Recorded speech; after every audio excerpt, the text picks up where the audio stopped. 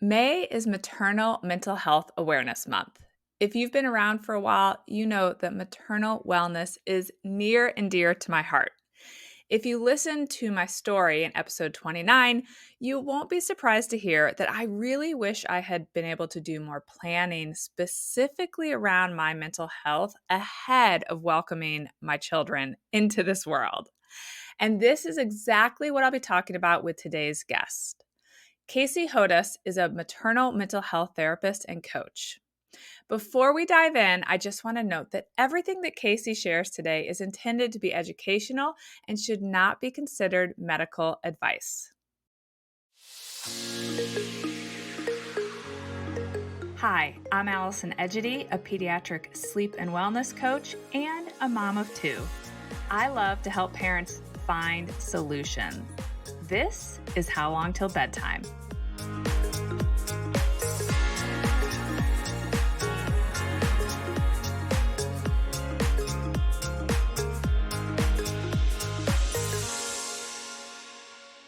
Well, hi, Kayce. Thank you so much for joining me today.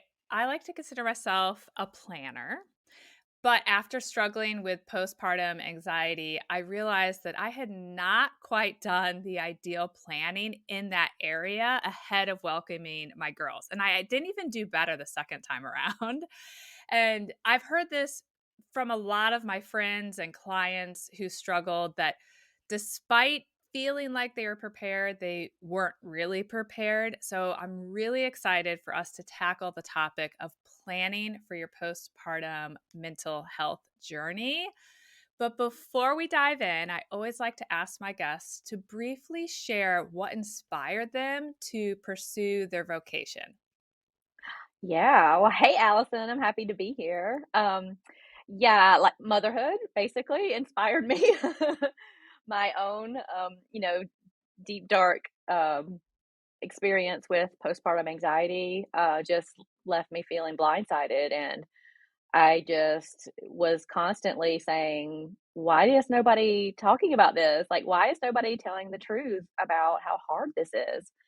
And so I had the help of my own therapist to help me through, and my loving partner and my support system. And when I eventually like climbed out of my darkness and got myself together, I started just devouring any content and education and training that I could on perinatal mental health. And I just made it my mission to, tell the truth about motherhood and to support new mothers through their own journey. I'm so curious, how long did it take you to identify that you were struggling after you had your baby? It hit me right away, and I'm an open book. Like I'm a therapist, and so like with my clients, I don't always we have to be careful about self-disclosing, but I'm very honest because of the clients I work with. They are there in that messy part of early motherhood. So I try to be really open with them about my own journey, and it hit me pretty quickly. Like I remember the first week um, of my son's life, we had a terrible time with breastfeeding. He was losing weight. It was one of those times when we were going to the pediatrician like every day of that first week. It was so exhausting. Like every Mhm. morning, having no sleep and having to get everything packed up and just feeling completely unprepared, tired, scattered, and trying to go to the doctor and just hoping that like I hope I'm doing something right. Maybe hope he's gained enough weight, and just feeling so scrutinized by the pediatrician's office. And the pediatrician was actually the first person who looked at me really and said, "How are you doing?"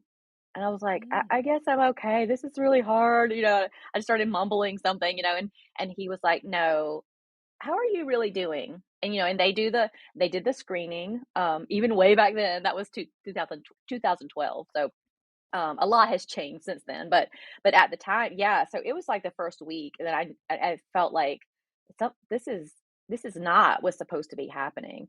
And And then I think after that, that felt like depression to me.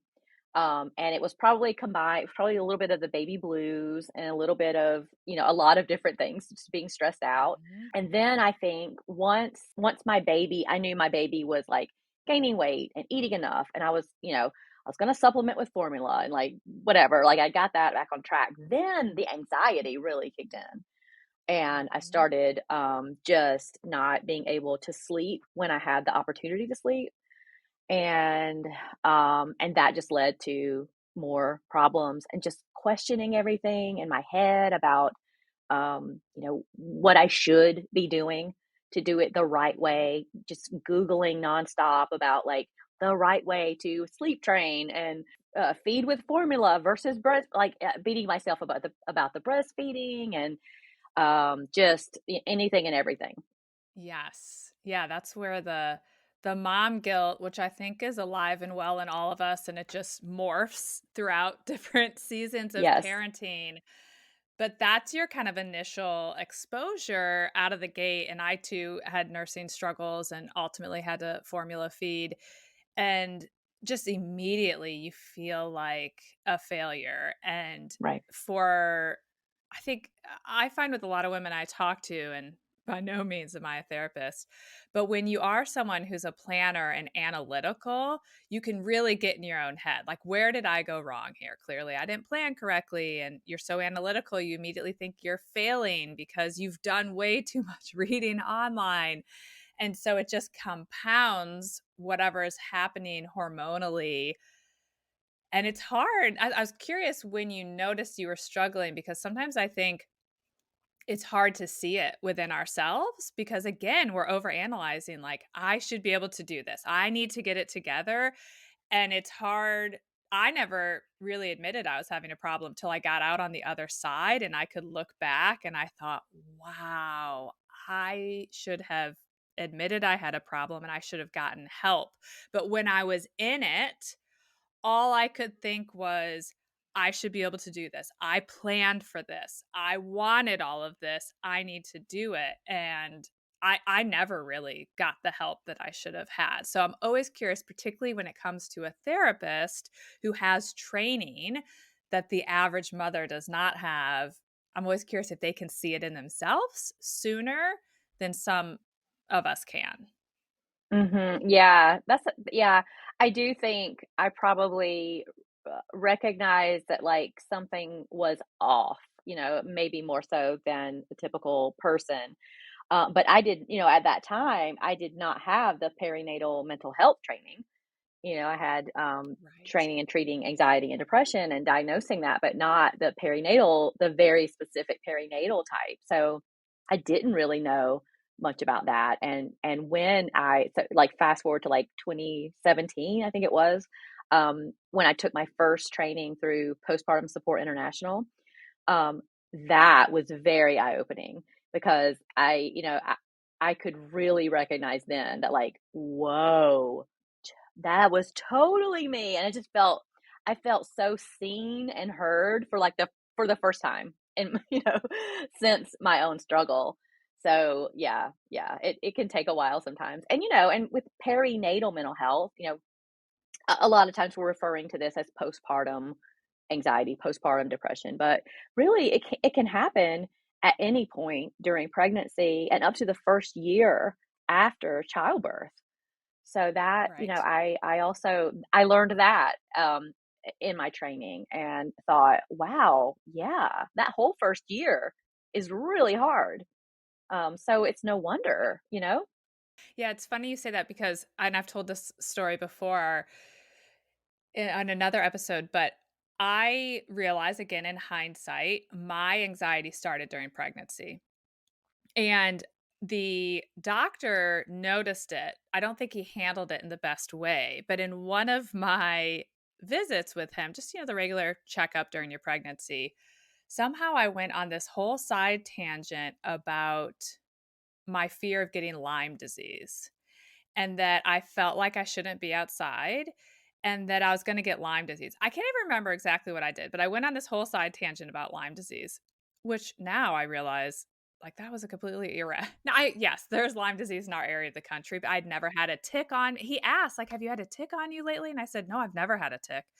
And I remember what he said to me was, "Have you ever been professionally treated for anxiety?" And I said, "No." And then that was the end of it. He never said, "Well, I think you're having it," or "Maybe we should look into this whole tangent you've gone on." So he asked the question and then he let it drop. And I always think now if I could turn back time, I wish he would have helped me a little bit there and kind of helped me pursue that, because now I realize my anxiety that I had postpartum, it really started during my pregnancy with some of my irrational fears I had. Mhm. But like you said, it wasn't until I got into this line of work and I started doing some trainings and hearing about it, I thought, "Oh, wow. Okay, yeah. I was struggling there." I love that your pediatrician took the time, well, I guess your child's pediatrician took the time Right. to ask you and have you take that beat of wait, yeah, how am I? We're so focused on this baby gaining weight. How am I? And so I love that. And you did make mention, that was 2012. I had my first in 2013. That we've Okay. made a lot of that we've made a lot of progress since then. And I'm curious, I wanted to ask you about that. Do you feel like there has been noteworthy progress made in the area of better preparing parents around perinatal and postpartum mental health? I think there has been progress. I still think we have a long way to go, because I think we focus heavily, especially in the United States, we're newsflash, we're very materialistic. And we focus on the baby shower and the gender reveal and all the gear and what kind of fabulous jogger stroller are you gonna get, and the stuff and the cute baby clothes. And yes, like I love that people have fun with that stuff and putting together their registry and all of that. But I just feel like your emotional needs should also be part of that conversation. And I do wish that OBGYNs and other healthcare providers were a little more just like what you said when you described that conversation with your doctor. I think sometimes that is exactly what happens, that they feel like, well, mental health is not um my area, so I'm going to stay in my lane here. But they see women throughout that whole pregnancy, and they are in a position where they can identify that stuff, that that irrational thinking, or that a little bit of maybe compulsory type behavior that the mother might be mentioning, or when your partner comes with you to those appointments. Like, I think they should be just including, just having a deeper conversation about the mental health stuff that can happen. I don't think we quite are respectful enough of a woman's intelligence to you know to talk about this stuff with her. It's almost like we don't want to scare women. So, and it's just like, no, this is not about fear mongering. This is about information and giving women the tools, to prepare for the things that they can prepare for. Can you prepare 100%? No. But there are some things we can do to help women lower their risk. Right. And it's so much more than I think when I left the hospital, they gave us some sheet, typed out sheet. And I remember the big thing was them they either said it to my husband or it was on the sheet of, if she doesn't want to take care of the baby, there's a problem. And that was never my issue. I always wanted to take care of the baby. And so I think it kind of blurred our vision as to what was normal and not normal, because the big red flag that they had stressed was, if she's doesn't feel up for taking care of the baby, you got to call and get help right away. Right. Like that's the only sign. Yeah, there's so much more in between. And this is where I do personally think, as dangerous as Google can be and as overwhelming as all of it can be, I do feel like social media has been helpful in this regard. of giving women a platform to share their story and then other people a platform to share other people's story. Just for it to spread a little bit more, I think has helped educate women. Yeah, there's a lot more honesty now, I think. Totally. And especially with the during the pandemic, I think that social media was, for a lot of people, the only connection they had with the outside world there for a while, you know? And so That's right. when moms were just, making, just silly, even the silliest videos about like how messy their house was, or, their kids running around like crazy, or they, feeding their kid PB&J for dinner or whatever, whatever it is, like that kind of like real mom life stuff. Yeah, I think all of that's helpful. Like anytime we can just feel like we can tell the truth about, how messy motherhood is, and yes, is enjoyable, and yes, we love our kids, and yes, we like to share cute photos, and there's another side to it too, and we need to be talking about the big picture, not just the pretty parts. That's right. So I know one of your areas of interest is the actual preparing women for this in advance so they aren't on the defense and they can and be thinking ahead of what their mental health postpartum may look like. And so what do you think are a few things that women can do in that area? So if someone listening is expecting, what would be two or three things that you'd say, okay, if nothing else, keep this in mind or do this? Well, I would say during pregnancy, and and ideally, like before you even get pregnant, like you're thinking about your mental health. I would love it for everybody to just include their mental health in their health. Like when we talk about health, we tend to separate it, like your physical health and your mental health, but really, like it's all connected. And so, as part of taking care of yourself, I hope that you are taking care of your mental health, and whether that means getting, so support, of course. Like I think support is absolutely key. Even if you're introverted, even if you're shy, like whatever, that social anxiety, all that, okay, yes. And you still need support. We all need people. Humans are social creatures. So we may need different amounts of support and engagement with others, but we all need support. And so whatever that looks like to you, whatever feels like the amount of support. Support is very subjective. So if I feel supported by a certain person, that person is supportive, right? If this person calls themselves a friend of mine, but I don't really feel supported, or I feel kind of negative after I spend time with that person's not your support. So it can look like that, just surrounding yourself and spending time with friends and talking about your pregnancy with people, and talking about how, if you have any worries or fears, we all do. And once we say it out loud, that takes some of the sting out of it, and it neutralizes it a little bit. And so, talk to your friends about it. Talk to your friends about stuff besides your pregnancy too. Have hobbies, have things that you're interested in that are not baby related. Have date nights with your partner, and just spend time like thinking about your own needs and what feels good to you. What kinds of things do you want to do with your time? And really just I just think that is the best kind of self-care, to really like get to know yourself. So yeah, so just spending your time doing things. Exercise, of course, like is good for all of us, but it doesn't have to be hardcore. So I think we have to be careful, with our anxious listeners, who are maybe taking notes and like saying, "Oh, this therapist thinks I should do X, Y, and Z, and then I'll have a great like motherhood experience." We have to be flexible too. I say prepare and have some flexibility, mixed in there. Like have a buffer for when things don't go as planned. But I think when you have a foundation where you feel healthy and that you are taking time for yourself, and to connect with other people, I think that's kind of like the groundwork that you can do during pregnancy to set yourself up for success, and to have that support kind of already there when you need it.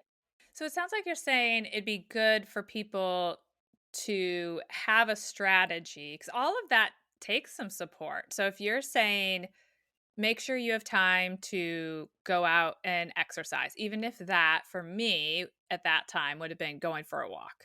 So to have that time. But I went for many walks with my baby. In hindsight, I needed more walks by myself. So, Mhm. I think it's if I'm hearing you, a big piece of advice would be to talk about those strategies ahead of the baby arriving so that you and your partner in your sleep deprived state aren't suddenly trying to figure out how to give you a moment by yourself. Right, right, and and not everybody needs the same kind of time me time. I remember, like, everybody encouraging me, "Go get your nails done, go get your nails done. We have the baby, like, go." And I was just like, I don't think I wanna get my nails done." Like, people were, and I know they were being helpful, like, they were thinking of things that sounded like self-care to them. But really, like, what I would have loved is for, like, somebody to take the baby out of the house and everybody leave me alone in my home, you know? And let me just read a book, like, because that's what I really wanted more than anything. Still do, still love that when my husband takes my kid and they disappear for an afternoon. Like, I love that. Um, and so I think that part of, like, just getting to know yourself and reflecting on what you really want, that's really important because other people might have ideas about what you can do to take care of yourself, but that may not be actually what you need. Did I answer your question? You did. I think that's a really great point because I remember the one time I really felt like, wow, I needed this. I had this urge of wanting to drive to Target. There's a Starbucks in the Target, and to get a Starbucks and walk around the Target. And I forget what got me there. I don't know if I told my husband I'm out of here. I can't remember, but I have a very clear memory of walking around Target with an empty cart and my Starbucks and thinking to myself, this is exactly what I needed. And it's funny because I've always loved Target and usually I would not be walking around with an empty cart. But I think your point's a really good one. And that is a piece that people could think about in advance. Like you already know what fills your cup, or you at least you want to start to think about it in advance. Like this, oh yeah, I actually feel good after I do this. And so that you are having those plans in advance. So I know when I'm feeling overwhelmed, babe, I'm going to need you to take the baby out of the house and give me an hour or 90 minutes to myself so I can read. Whereas for me, it was I needed to get out of the house and be by myself. So I think that's a really good point. And on kind of that within that conversation, we're kind of assuming that people have an active partner. Not all people have an active partner when they're pregnant to talk through these strategies, but most often when we think about who's the closest person to a new mom, it's going to be their partner. Can we talk about the best ways to prepare a partner to support a new mom? So, I mentioned to you before we got started that I interviewed 3 men whose wives struggled with postpartum depression and anxiety. And I really wanted to hear their perspective. And some of the feedback that they shared was they felt helpless. They didn't know how to help. Even when they could tell something wasn't right, they weren't sure what to do. And I think a lot of partners can relate to that. And I would love to know what advice you have for preparing a partner to best support a new mom. Mhm. Yeah, and it all communication once again, during pregnancy, just really sitting down and as part of that, thinking about things you wanna put on your registry, like, include this conversation, in the same, maybe make a day of it, right? Like, we're gonna register for some things, and we're gonna talk about our mental health. Um, and I think a partner, can just watch out you know, for signs that, there's so much information online, and like PSI is a great postpartum.net, great place to go. They have information for dads, moms, they have groups, they have all kinds of things on there. So I think like information is really important. But even if you take, postpartum anxiety and depression out of the picture, like every mom needs a supportive partner. And everybody needs, their basic needs met, right? Like, so it could be as simple as having mom's favorite snacks ready and available, having her water bottle full of water, all the time, maybe several water bottles placed throughout the home, wherever she's going to be breastfeeding baby or feeding baby, however she chooses to feed her baby, having her favorite music like ready to play from the phone, from the iPhone. Like, it's all about me once again, like meeting her where she is for her unique needs. And all of the, a lot of this stuff can be just talked about and planned ahead of time. Um, and not all of it can, right? We're not trying to prepare for every possible scenario. But when it comes to like your basic needs, she would like to take a shower, I bet. Like, Allison, I know you probably remember the days when you could either grab a snack, take a shower, or take a nap. Load the dishwasher. Right. Or like, yeah, or do a chore, right? Like, it was like one of these things can happen today, but not all of them. So, Right. um, but wouldn't it be lovely if every mother who wanted to could take a shower every day if she wants to, right? Totally. And so just being cognizant about the time and when can the partner, grab it. And some, we we can't speak to everybody's situation here, but Mhm. if a partner has paternity leave, that's excellent, right? Like, we know not everybody gets to have that. But if that's the case, and he or she happens to be around for those first few weeks of baby's life, then that's a great time to really like dive right in and care for baby, care for mom, listen to what she's saying, having things available for her to grab, her favorite blanket. I don't know, like just comforting things. That's a great time to do that. And if you don't have a paternity leave, it's okay during pregnancy. That's when you can talk about all this stuff and kind of have a good roadmap. Right. And, I'm thinking about two of the men talked about the early signs they saw where they thought, oh, this isn't quite right. And they mentioned a form of anger. So one said she was angry at him often, and the other said she had this anxiety around time. And so she was angry if things got out of time or very upset. And so it got me thinking, Kayce, if am a partner and I meet you at a cocktail party, we're at a cocktail party, and I have an angry partner at home who I'm like, wow, she's really struggling, but she's also angry at me. I might be nervous to take this on with my partner.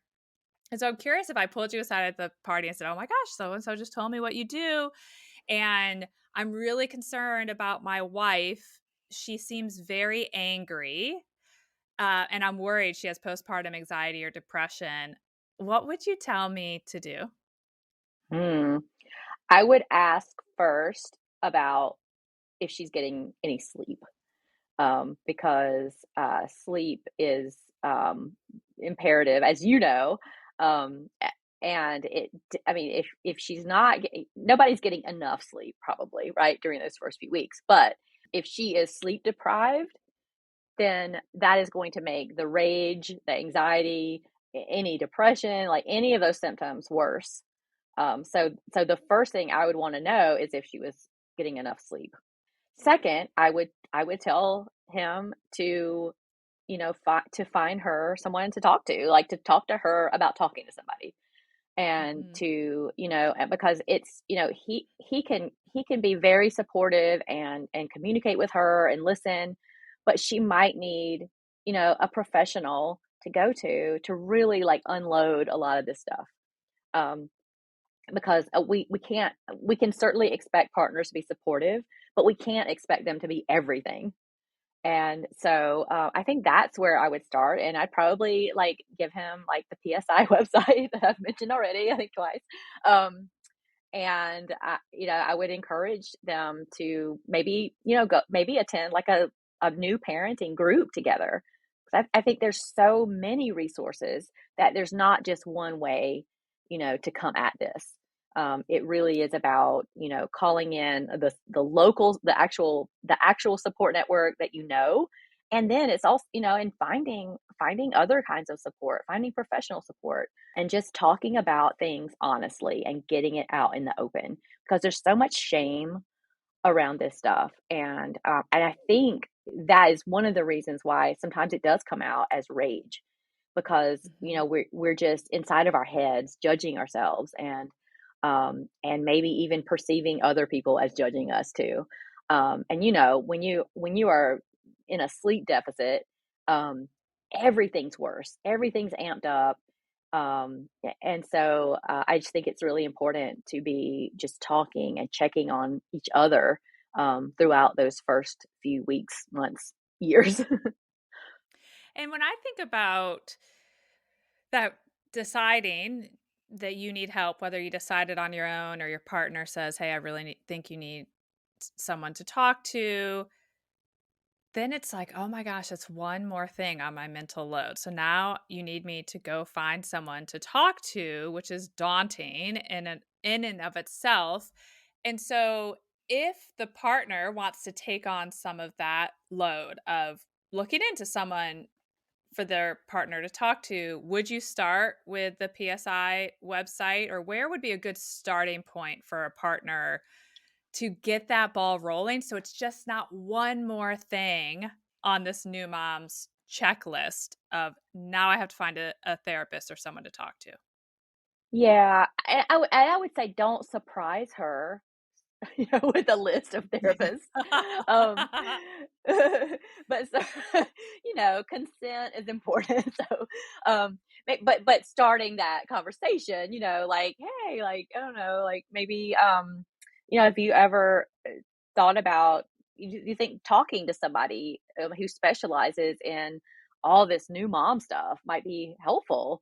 Kind of getting the ball rolling, like just talking with her about it. But yes, so I mean, OBGYNs are a great resource. Sometimes they even have provided, they are really good now about providing like a little packet of, local resources for new parents.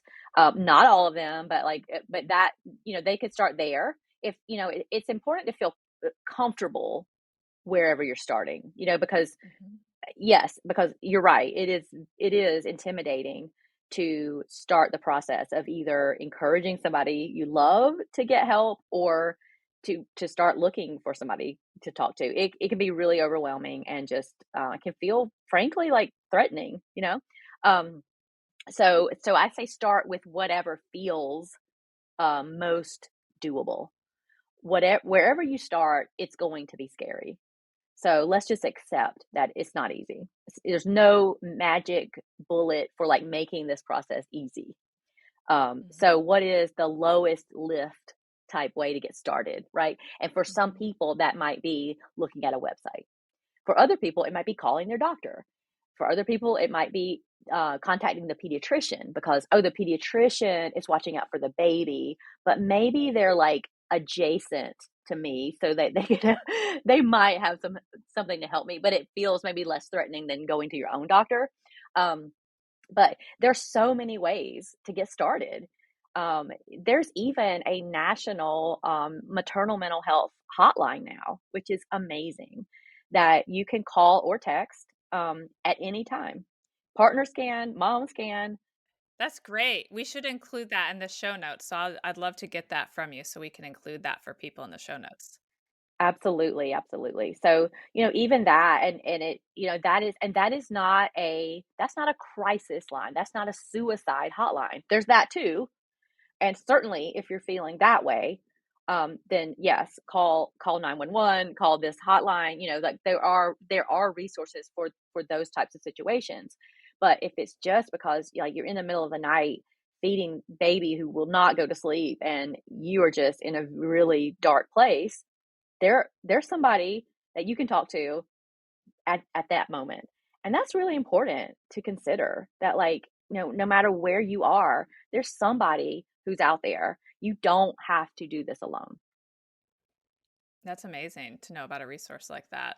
I recently read that because of the rise of childcare costs, that nearly 60% of grandparents are now actively providing some form of childcare. And see that. I see it with my clients, I see it with my friends. And this leads me to believe that this is also a group of grandparents who are likely a strong part of a mother's postpartum village, which I think is amazing. But I want to talk about preparing this kind of close knit village that's beyond your partner and preparing them to be supportive of a new mom and also to have boundaries where we need to have boundaries, because I also see that with my clients. Sometimes it's hard to have those boundaries. And so, for those who have family nearby that will be supporting them, how do you recommend they prepare their family members to best support them around mental health specifically? Well, I am a fan of matching support system members with jobs that are best suited for them.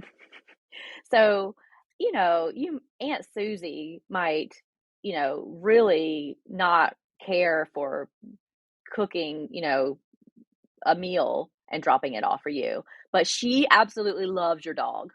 So tell Aunt Susie, hey, like, can you come over and walk our dog or fetch with our dog for a little while because we are pretty much up to our eyeballs in, poopy diapers right now. So could you just do that for us? And that, if, somebody really, really wants to hold the baby, okay, well, that's the person that can help you with the baby and you really trust them. So just thinking about the people and all of the jobs. So I tell couples, like, write down all the things, like, keep track over the next few days of all the things that you're doing in the house. All that stuff, some of it's probably can wait, like the lawn, right? If you can probably like wait a few weeks to be out landscaping, right? But stuff like laundry and just having fresh sheets on the bed. That side note, that was one of the my favorite things that my mom did during the first 2 weeks of my son's life. Like, one of the first things she did was just change the sheets on our bed. And that was so lovely because I don't think I would have gotten around to that. Probably, I don't even know. I don't even want to think. There's no way that was on my list of priorities. But Right. it was amazing to be able to go to bed on fresh sheets that night. If somebody like put that on the list and ask people like that, these are the things that we really would love your support with. Because it's not always, holding the baby so you can take a nap. It's not all. It doesn't always look like that. Now, I know you said mental health, but I think having chores done and tasks taken care of and errands, taken care of and grocery shop for, I think all of that ties into mental health because those are the things Absolutely. that, right? They're in the back of your mind. Like, oh God, when are we going to make it to the grocery store? Or when are we going to, like, schedule that Instacart order or whatever? And there are people who can do that for you. And it's okay to ask them for that, and just because they're helping you doesn't mean anything about you. It doesn't mean you owe them or you've got to start like figuring out what to do to pay them back or write a thank you note. Like, no, this is a village. This is how everybody works together as part of the team. So don't be afraid, that any job is like too dirty, you know, um, for somebody in your support system to do because people want to help and they don't always offer specific help.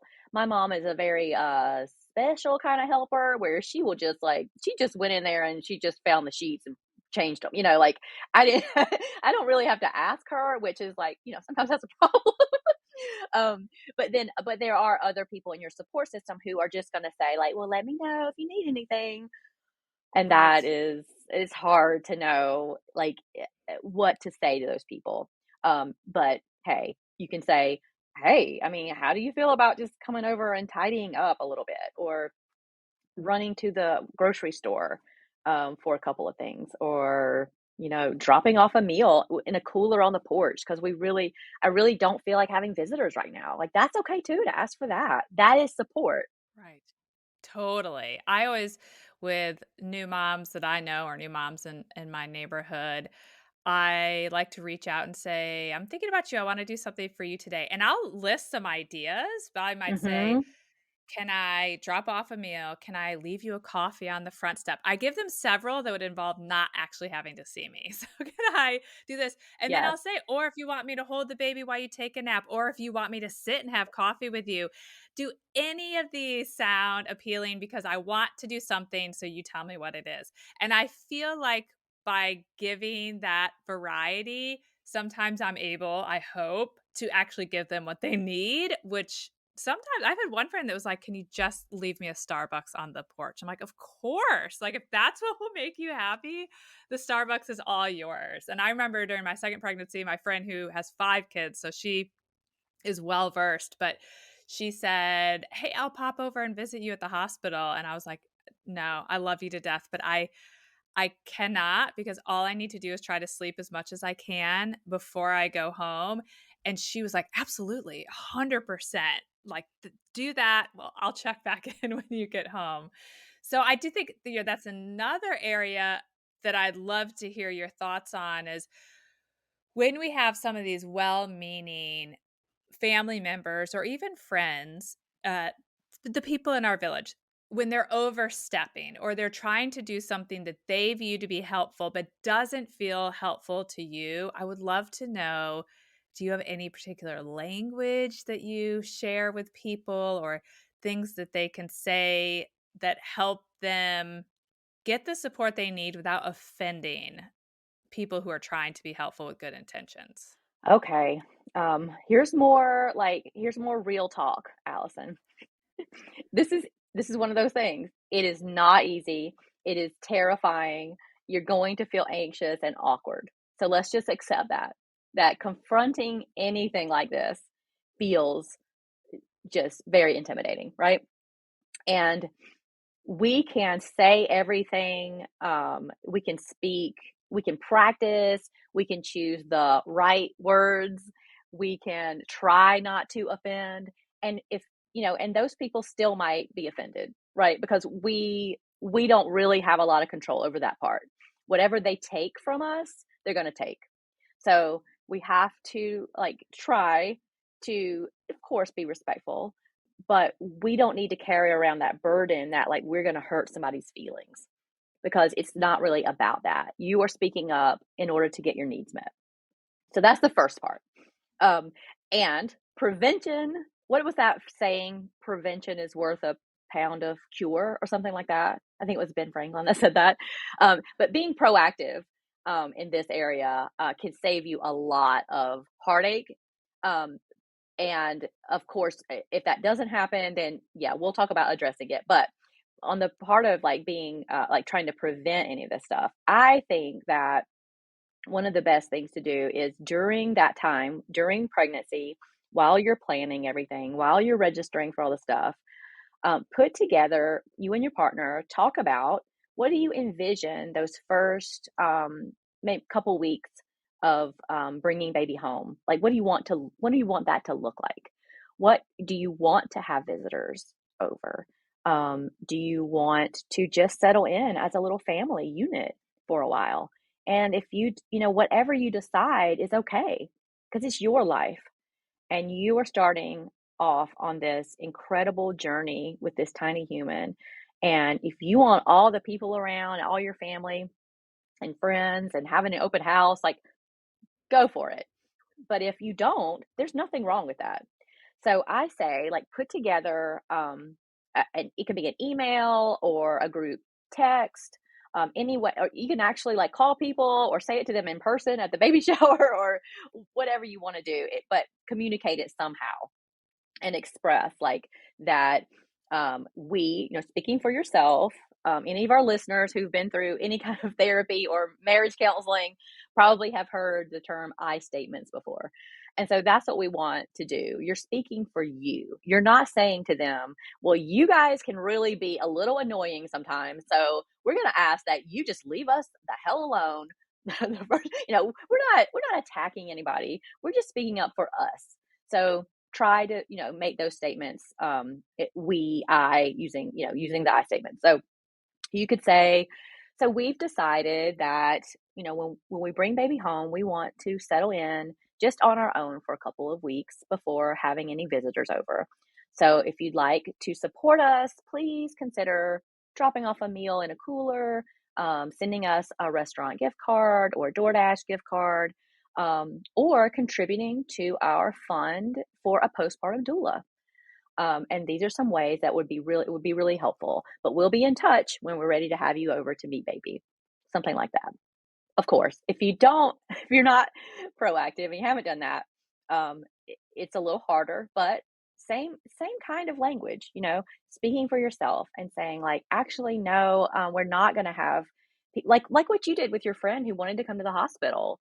A lot of people just assume that you're going to want visitors in the hospital, and I don't know even what those policies are like right now in hospitals, with COVID. I don't know if, I don't know what's going on, but regardless of that fact, it really is about what you want. So saying like, actually, we're not going to have anyone come visit us in the hospital. We just kind of want to ease our way into this and get as much rest as possible and enough time with the nurses and the lactation people. And we really just want to start out on the right foot. So we'll get in touch with you when we're ready to have visitors. Something like that. Um, Other situations where maybe like you do have family in the house, but they're maybe just overstepping in terms of like telling you how to breastfeed, or telling you like, oh, well, you shouldn't use those kinds of diapers, whatever. Like people have opinions on everything. Especially when you're like the minute you become pregnant, I swear, like everybody in your life and even strangers just suddenly like they think they have an invitation to just tell you everything that they have learned about parenthood and exactly what you should be doing. So Totally. you can always say, no, thank you. We have that figured out. You can just say something simple like that. Or, oh, that's really good information. Thank you for sharing. I'm gonna like be doing this instead. Or I don't know what we're gonna do about that yet. Like a lot of people might say, like, well, have you chosen a daycare? Oh, are you using that pediatrician? Oh, I've heard terrible, whatever. You can just say, like, okay, well, we got it though. We got it figured out. And if we run into any problems, like, and we think you can help, we'll let you know. Something like that. Again, speaking up for yourself. I love that you mentioned using the I, we statements because it reminds me of a story I've shared on the podcast before that after having our first daughter, Mike and I met with a marriage counselor. And I always tell people that the most helpful piece of advice he gave us was around managing family expectations. And at the time, we were both feeling pressure that our both of our families wanted to have us at different things, which was a good thing, but it put a lot of pressure on us because it was, where are we going to spend Thanksgiving? Where are we going to spend Christmas? Does it have to be perfectly even? And so there was a lot of pressure in that department. And so we were talking through that with this counselor, and he said, you have to change your perspective a little bit. And you have to remember that now your priority has to be your family unit. So at the time, Mike, me, and Addison. And every time we came to one of those decisions, he said, or one of those choices, he said that we needed to decide what we thought was best for our family unit, make a decision, just he and I making the decision, what is best for our family unit for that particular decision, whether that be where we're going to go for Christmas or if we're going to go on vacation, whatever it may be. And then it was our job to just communicate that we had made this decision. And what wasn't our job was to be too caught up in how they responded.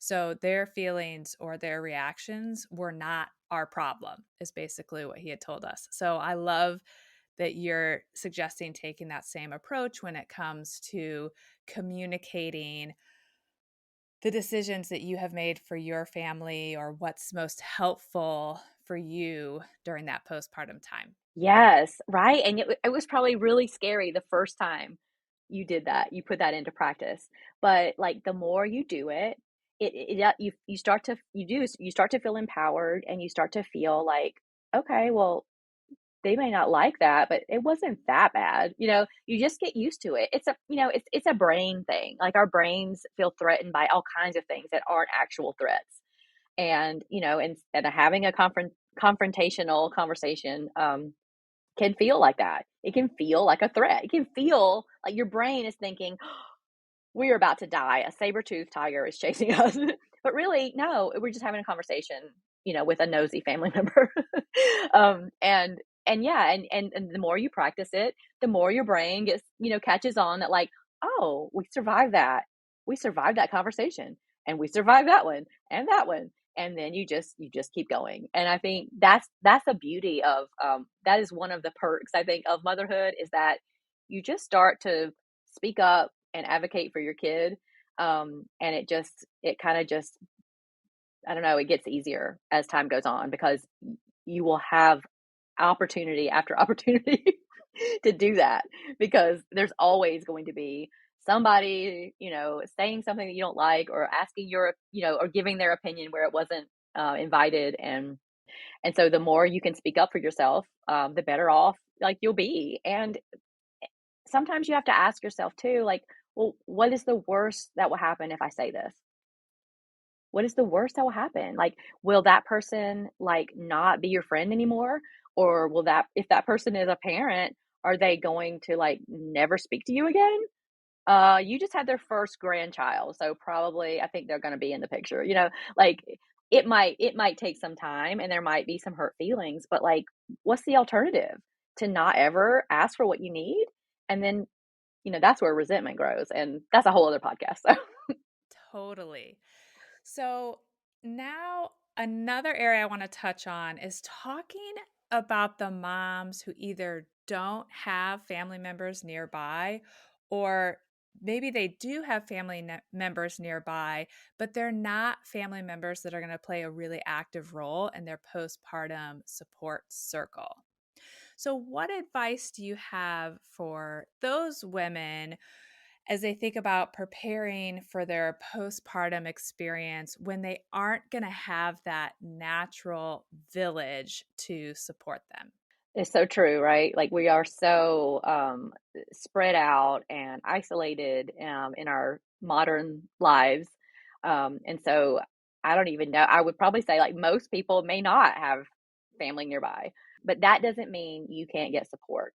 We are just not, wired to mother all alone. So during your pregnancy, I think that's a great time to look for maybe local support groups, or you could even like there are tons of virtual ones, of course, and that's not as ideal. I think, especially for the long term, like when you really want to like build a support network, you want to definitely have people who are local to you. But start with whatever feels most doable for you. So if that means looking online, like, start there. Um, and again, PSI has virtual support groups for pregnancy too. So it's not just for postpartum. And I think a pregnancy, maybe there's a walking group or something like, or maybe just a book club or something like that, where you can just start to build some relationships, get to know other women in your area who are also expecting a baby, um, and that can be really, that can just feel it can feel scary, like all this stuff. It's all scary. Nobody likes making new friends. I mean, some people say they do, but like nobody likes that feeling of like, what if they don't like me? What if I don't have anything to say? What if, but we have to start somewhere. And so I think, yeah, so looking at locally for any kind of groups or maybe your OBGYN even would be a good resource for stuff like that. So groups, I'm a fan of that. Also, uh, just thinking about the things that you enjoy already. So if you're already, into fitness, maybe look up the places that are offering prenatal yoga or something like that. And then, because in a prenatal yoga class, there's going to be other pregnant people there, and you can kind of get to know people like that. It's just like starting any relationship and looking for somebody to connect with. It can be intimidating at first, but if you just follow your natural interests, you can find other people that you may be compatible with. There's also, postpartum doulas are a great option, if you can afford that, or if maybe register for that, and ask for people to contribute to a fund to help you afford that. A postpartum doula, I feel like I had a doula for my childbirth, but if I had to choose one over the other, I would say postpartum all the way, because once you get home, that is when you are feeling all alone and like you have no idea what you're doing. So a postpartum doula will come and spend the night. They will do some of that laundry. They will do some of that housekeeping for you. Some of them, they will help you, care for baby. They know it all. Some of them even like can help with breastfeeding problems and things like that. Sleep, all of the things. They are a great resource. And so if you can hire one for that first year of your child's life, just kidding. Um, at least maybe the first week. Whatever you can afford, like do it. Yeah, yeah. So I'm a fan of hiring it out. When you're isolated from people and you don't have a lot of support, if you can afford it, if you can figure out how to get people to help you afford it, then hire that stuff. This has all been so helpful. So thank you so much. And before we wrap up, is there anything else that we didn't touch on that you were hoping to share? I don't think I feel like I talked a lot, Allison. Just don't forget about all of the different kinds of support. Support doesn't look like just sitting down with a friend and just unloading all your problems. Like, it can look like, oh, I don't like after having the baby, like something about like my my legs or my abdominal area doesn't feel quite right. Like call your doctor, call your doctor and ask. What's the harm in calling, right? They may say, "Oh, that sounds like a pelvic floor issue. We have this physical therapist we can recommend." Like it's all of those things. It's your physical health, it's your mental health. Um, it's all related, and it's all self-care, all of that is. So find out what's out there, find out what's in your local area. And since the pandemic, so many different resources are suddenly accessible online that you never would have imagined before, like a sleep coach like you. Like I used to think about sleep coaching being something like a person comes to your house, but like no, like it's virtual. And yeah, if you are feeling like, is there anything I could be doing to help my baby sleep at this age? Call Allison. She knows how to help you. Like don't suffer alone through any of this. That's my big message. Don't do this alone. Awesome. Well, thank you so much for joining me here today. Kayce, can you please tell everyone how they can find you? Oh, yes. Please find me at kaycehodos.com. It's KayceHodos.com. I have an exciting audio series coming up, speaking with different experts in the perinatal field, about this very topic, like preparing during pregnancy for a mentally healthy postpartum. So that'll be, and you can find it there at that link. And yeah, get in touch with me. I'm on Instagram at Kayce_Hodos. Yeah, I would love to hear from you. Fantastic. We will link to everything in the show notes. And thank you to everyone who took the time to listen to this episode on a topic that is very important and near and dear to my heart. If you would like to hear more episodes related to maternal mental health, I encourage you to check out episodes 29, 30, 31, 32, and episode 82. Thanks again, Kayce. Bye for now. Bye, Allison. Thank you for listening to How Long Till Bedtime. To To learn how we can work together to improve your child's sleep, please visit sleepandwellnesscoach.com.